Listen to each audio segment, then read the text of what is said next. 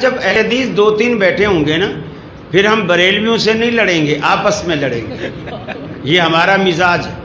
پھر وہ اب مثال کوئی بھی مسئلہ دنیا کا بتا دو جس میں اہل حدیث سارے متفق.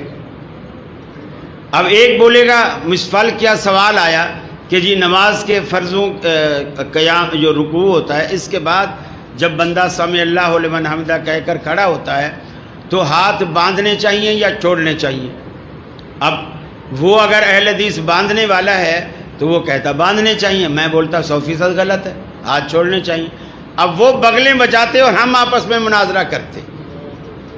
تو ان کا جو ہے مسئلہ وہ ہیں تقلیدی لوگ، جو امام کا مسئلہ وہ سب کا مسئلہ. ہم تو ہیں بے پیرے لوگ، ہمارا تو امام ہی کوئی نہیں ہے، ہم تو بے مرشد لوگ ہیں، تو ہم کس کی بات کو فالو کریں گے؟ ہمارا تو بچہ بچہ مفتی ہے، ابھی پڑھے گا بعد میں فتویٰ پیدائشی طور پر دینا شروع کر دے گا. ہم تو مفتیوں کے بارے میں خود کفیل ہیں، کسی کی ضرورت ہی نہیں. اچھا، کچھ لوگوں نے مجھے مشورہ دیا کہ جی آپ ایک عمر صدیق صاحب کو لے جائیں. اب ٹھیک ہے، عمر صدیق صاحب کو میں لے جاؤں، لیکن اب عمر صدیق کے مسائل آپ خود دیکھ رہے ہیں کہ ان کے اہل حدیث اپنے بھی نہیں مان رہے، تو دوسرے کیا مانیں گے؟ دوسرے کیا مانیں گے؟ اب مثال کے طور پر اب وہی بات صبر والی آ گئی.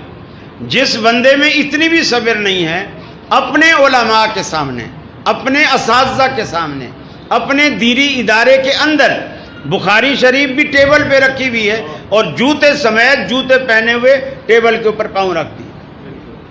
اگر یہ چیز وہ ٹی وی میں کرے گا نا، ساری دنیا تھوکے گی، ساری دنیا. اور بے عزتی اس کی نہیں، بے عزتی پوری جماعت کی. تو اس طرح غلط الٹے سیدھے مشورے نہ دیا کرو. اور تیسری اور آخری بات یہ، وہ چینل میرے نہیں ہیں کہ میں جب چاہوں جس کو چاہوں لے جاؤں.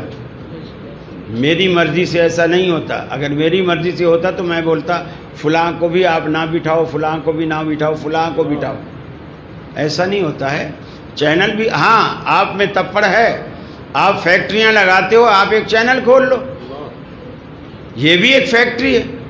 کمرشل بنیادوں پر کھول لو، اس میں تبلیغ بھی ہوگی، پیسہ بھی آئے گا. تو آپ اپنا چینل کھول لو، پھر آپ جس کو چاہو بٹھاؤ، جس کو چاہو نہ بٹھاؤ.